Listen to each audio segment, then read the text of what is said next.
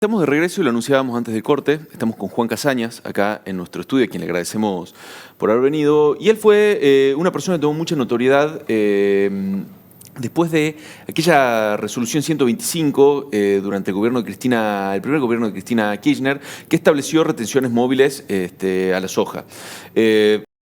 Como ustedes recordarán, el campo realizó una lucha muy fuerte en las rutas que derivó finalmente en que el Congreso voltee esa resolución. Pero a partir de ahí se generó una movida fuerte del campo muy vinculada con la política y surgieron lo que en aquel momento se conoció como los agrodiputados, ¿no? Y Casañas fue uno de los agrodiputados por Tucumán, y lo invitamos para conversar y tratar de analizar lo que está pasando hoy con las resoluciones o con las intenciones que tiene el gobierno nacional de también gravar o de incrementar los gravámenes que tiene el agro con las exportaciones. ¿Cómo le va, Casañas? ¿Cómo está? Gracias por venir. Muy bien.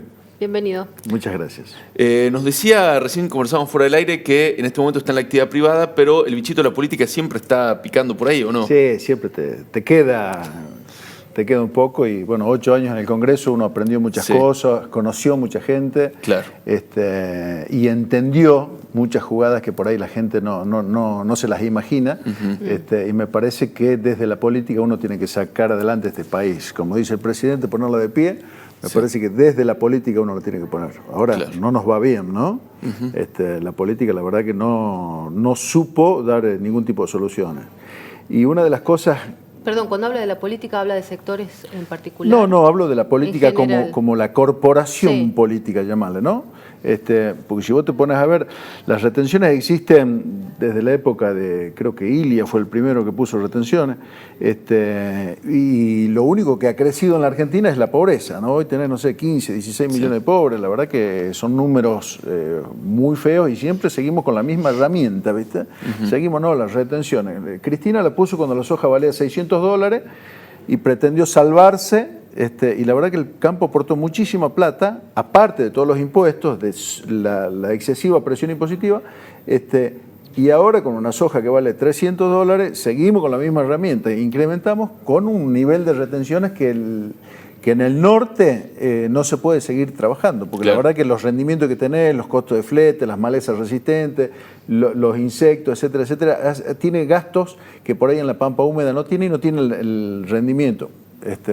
Flete y demás, ¿no? ¿Está de acuerdo con, o le parece bien la medida que tomaron los productores acá del NOA de realizar este parate en las comercializaciones y de hacer asambleas a toda la ruta? Sí, a mí me parece que es positivo, me parece que el campo se tiene que volver a hacer escuchar. No hay una política agropecuaria en la Argentina, no hubo nunca. Cuando el campo tuvo 12 agrodiputados, la mesa de enlace tenía problemas de vedetismo, de micrófono, de querer ser el representante, cuando en realidad el campo debería haber dicho, muchachos, tenemos la pata gremial, tenemos una pata política, que 12 legisladores es poco, pero te sirve para empezar y deberían haber desarrollado una política agropecuaria. Hoy no hay política agropecuaria. Y esto es un manotazo de ahogado. Vos decís, aumento las retenciones porque hay pobreza y son 2.000 millones de dólares, lo que le sacarían, además de todos los impuestos, al sector agropecuario. Y si vos te pones a ver 15 millones de pobres, ¿qué le toca? 130 pesos a cada pobre. Claro. Entonces vos decís, ¿vos crees que es la solución? Las retenciones no. Hay que crear las condiciones para que la gente pueda trabajar. Ahora, con una doble indemnización, ¿vos crees que la gente que tiene que tomar a alguien con una doble indemnización dice, voy a tomar a alguien? No, prefiere seguir o achicarse, tiene miedo. Y le iba a consultar, ¿no? Porque arrancábamos contando, todo lo que había pasado en el primer gobierno de Cristina Kirchner. ¿Está notando alguna similitud con la situación actual y la realidad del campo en general, las decisiones de gobierno? Mirá, primero llevo una semana. Sí. Lo que no me gusta de este proyecto, hay muchos artículos que no me gustan, pero lo que te llama la atención es lo que intentaron poner de que vuelvan los superpoderes para el Poder Ejecutivo. La verdad que con una semana exigir los superpoderes cuando tenés mayoría, si bien es cierto, lo que equilibra, porque, Alberto tiene una disputa de poder, no es que hay una sola cabeza, o sea, hoy hay dos cabezas que están pujando, entonces me parece que el Congreso también iba a contrarrestar un poco el poder, iban a tener que haber diálogo, y con esa herramienta me parece que es malo. Recién llevo una semana a tu pregunta, entonces la verdad que uno quiere creer que no va a haber similitudes. El ministro Basterra es un hombre de diálogo, un tipo que tiene sus ideas. ¿Usted lo conoce a Basterra? Lo conozco, sí. Hemos trabajado juntos con Basterra. Por ahí no nos podemos poner de acuerdo en puntos, pero por lo menos sentarnos a dialogar, a discutir en un clima que uno puede encontrar alguna beta, alguna solución, me parece que es importante. Mauricio Macri había eliminado las retenciones. Sí. Cuando empezó toda esta crisis que seguimos atravesando, las volvió a poner y ahora Alberto Fernández interviene sobre eso también. Llama la atención que cuando Mauricio Macri las anunció no hubo esta reacción que se está produciendo ahora. ¿Eso a qué se debe? Eso se debe a la tibieza de los dirigentes del campo. Ajá. ¿Sí? El campo, segundo error del campo, en el 2009, cuando conformamos los agrodiputados, no supo ver esa, y cuando Macri puso las retenciones, porque te agrego un dato más, Macri había prometido en la campaña sacarlas, Claro. y después la volvió a poner, y el campo no dijo absolutamente nada. Eso fue un error gravísimo. Yo lo dije, y había algunos dirigentes por ahí de una segunda línea lo dijeron, pero bueno, no tuvieron el suficiente impacto, el suficiente que no los vas a debilitar. Si bien es cierto, era un presidente que no tenía mayoría en los congresos, en el Congreso, que estaba un poco débil políticamente, le llamemos, pero el campo tendría que haber dicho, estamos totalmente en contra de esto. Claro.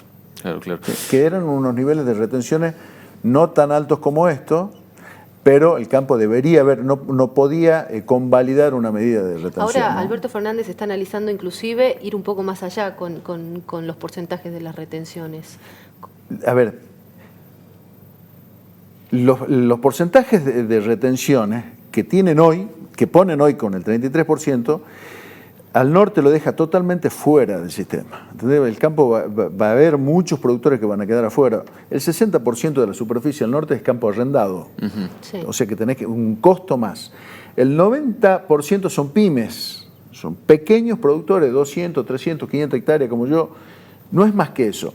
Y con 33% no podemos, con rendimientos más bajos, el rendimiento nuestro es de 2.800 kilos, la pampa húmeda anda en 4.000 kilos, maíz, la pampa húmeda sacan 14.000 kilos, nosotros sacamos 7.000 kilos.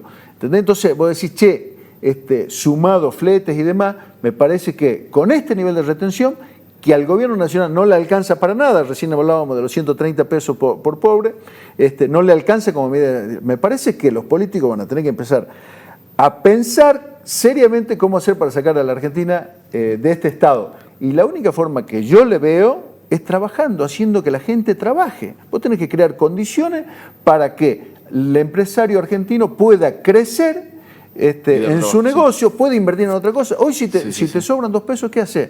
¿Ponés plazo fijo o construir un departamento? No tenés otra variable más que hacer. Entonces es un mercado chico que hay que agrandarlo. Y para que venga la lluvia de dólares, que también dijo Macri, etcétera, vos tenés que crear condiciones, tenés que tener reglas de juego claro. Con un gremialismo tan fuerte y tan prepotente, vemos lo que pasó en UTA ayer, antes de ayer, en pleno centro de Buenos Aires, me parece que todo ese tipo de cosas te da miedo a vos y vos decís, la verdad que prefiero hacer otra cosa. Una consulta, la devaluación. ¿Cómo ayudó al campo? ¿Les mejoró un poco las condiciones? ¿No? La devaluación sí y no. El grueso de los costos que vos tenés en dólares. Claro. Vos comprás insumos en dólares y vendés una producción en dólares. Tenés un costo de mano de obra que es mínimo en cuanto al paquete económico, ¿no es cierto?, que la verdad que no es que te salva eso. Pero ahora sí, porque ahora vos vas a comprar insumos con un dólar de 80, creo, porque está sobrecargado, y vas a vender con un dólar de 38. Entonces sí te complica, te complica mucho. Hoy tenés 10, 12 dólares diferentes. Otra consulta es, ayer en este debate de comisión del proyecto Matías Culfas, el ministro de Producción, dijo que si bien no se podía segmentar las retenciones porque se las cobran ya al exportador, sí se podía hablar de hacer algún tipo de compensaciones para los medianos y los pequeños productores. Y es inevitable pensar que en aquel momento, en el 2008, también se hablaba de compensarlos y que después hubo mucha polémica con esas compensaciones, que no se podían cobrar, que sí se podían cobrar, que era una complicación. ¿Qué opina de esto que dijo Culfas? ¿Y cómo lo ve en base a su experiencia?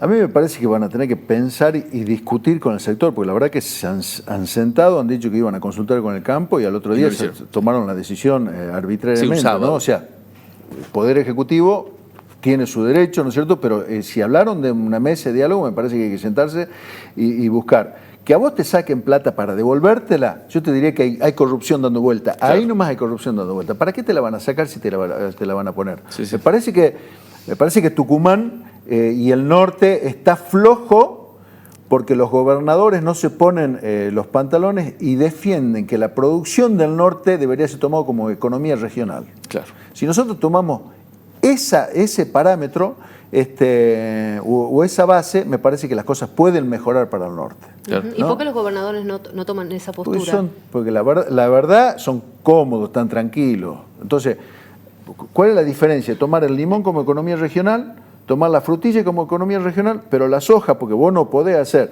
ni limón ni caña por una cuestión agroclimática, lo dejás así como si fuera la pampa húmeda. Me parece que el ministro de Agricultura, Fernández, debería trabajar y estamos todos dispuestos a trabajar con él, ayudarlo, para que vaya con esa bandera y podamos incluirla como economía regional. ¿Cómo evalúa, perdón, la gestión del ministro de la producción local? Hace poquito también hubo, hace unos días, un entredicho respecto de declaraciones suyas a la hora de definir a los productores locales, sobre todo, después de todo este problema. Sí, a ver, la declaración esa del Ku Klux Klan y demás, que después se trató de explicar. Es una declaración muy triste, la verdad que un funcionario que tiene tantos años de experiencia, se le debe haber escapado. La verdad que es una estupidez. Todos sabemos, los que hemos leído, hemos estudiado lo que fue el Ku Klux Klan, y compararlo con alguien que piensa diferente me parece que fue una mala suerte haberlo dicho, ¿no? Me parece que el ministro debe estar arrepentido de que se le escapó esa frase muy poco inteligente, ¿no? Ahora, yo se lo dije a Alperovich y se lo dije a Mansur en su momento, que he tenido oportunidad de charlar con ellos. No puede ser que todo lo que genera la caña de azúcar se vaya a Santa Fe, Córdoba, Buenos Aires para traer lácteos, huevos, pollo, cerdo, etcétera, etcétera. Nosotros tenemos que crear las condiciones para que acá la desarrollemos. Aparte, vos no podés hacer grano, no podés hacer soja si no haces rotación con maíz.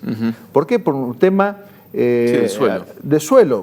La pampa húmeda tiene un horizonte orgánico de 1,80 m y nosotros de 2 milímetros, ¿entendés? O sea, no existe la cobertura orgánica. Entonces vos tenés que hacer rotación y por eso es bueno el maíz. Y el maíz, 7.000 kilos, lo llevamos a Rosario, perdemos plata como locos. Pero si no hacemos eso, la soja rinde 1.500 kilos. Claro. ¿Entendés? Entonces, y ese maíz vos lo convertís en carne y esa plata queda acá. ¿Entendés? Ingresos brutos, facturaciones, etcétera, etcétera. Me parece que eso hay que trabajarlo. Me parece que ningún ministro de la producción de Tucumán se lo planteó. Y me parece que es una cuestión obvia. Claro. ¿Entendés? Los cañeros que tienen 5 hectáreas y quieren seguir siendo cañeros, bueno, se cañeros en 4 hectáreas. La hectárea esta la dediquemos a tener una granja.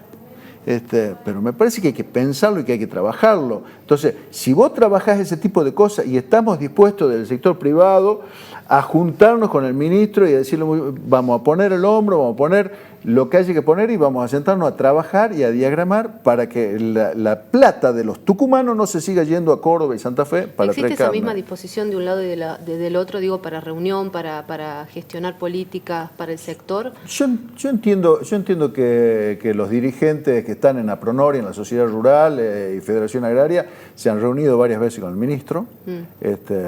Me parece que Mansur es un gobernador de diálogo. Fernández también, yo no los he acompañado porque no estoy en la dirigencia, y me parece que Basterra es un hombre de diálogo, también me parece que hay que ir y golpear la puerta y sentarse a trabajar, ¿no? Sí. Le hago una consulta. Sí. ¿Qué representa en Tucumán la superficie sembrada con grano grueso? Es poco poco, con respecto al país, Sí, decís vos. no, con respecto al resto de la zona productiva de la provincia, donde hay cañas. Y debe haber unas 200.000 hectáreas de grano y debe haber unas 250 o 270.000 de... Perdón, 220.000 de granos, 270.000 de caña de azúcar y debe haber unas 50.000, más o menos, te estoy tirando, de citrus. Claro. Y después el resto Sí. casi no existe. Perfecto, muy Le bien. iba a consultar porque usted recién decía, bueno, que está ahí siempre, ¿no? Esto del bichito de la política. Sí. ¿Qué le gustaría hacer si es que decide retomar Volver. la actividad? A mí me gustaría trabajar en una política que le dé respuesta a la gente. ¿Y eso qué significa? ¿O a dónde ve? ¿O en qué lugar? ¿O en qué partido? No, ¿En qué sector? A mí me parece que la política tiene que hacer una autocrítica fuerte y ponerse a dar respuestas. Si vos te pones a ver, la Argentina ha ido decayendo en todo sentido.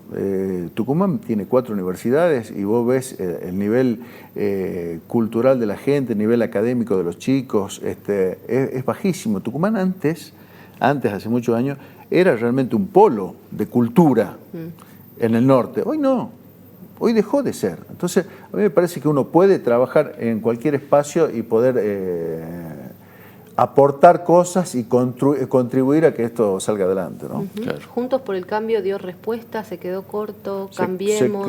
Cambiemos se quedó corto, le faltó un plan económico y le faltó muñeca política. ¿Cómo ve el radicalismo en Tucumán? ¿Qué habría que hacer, por ejemplo, con casos como el de Ariel García? Ariel, a mí me parece que la dirigencia del partido tiene que sentarse a debatir, a discutir y decir si el radicalismo va para acá y vos vas para otro lado, no estás en el mismo barco, no tiene sentido, ¿no? Y me parece que si Ariel dio los pasos que dio es porque no se siente contenido, ¿no? También el radicalismo es un partido que tiene que sentarse a debatir. Los armados de lista de estas últimas campañas lo digitaron de Buenos Aires, decían poner a fulano, sultano y mengano. Claro. Entonces, y por ahí las encuestas te decían, che, pero fulanita no va, no, lo mismo, ponela. Y bueno, los resultados fueron así como fueron, ¿no? Claro. Entonces, un partido político, yo me imagino un partido, un lugar donde vos te sentás a debatir, a discutir y te peleás con alguien para tratar de sacar una idea superadora.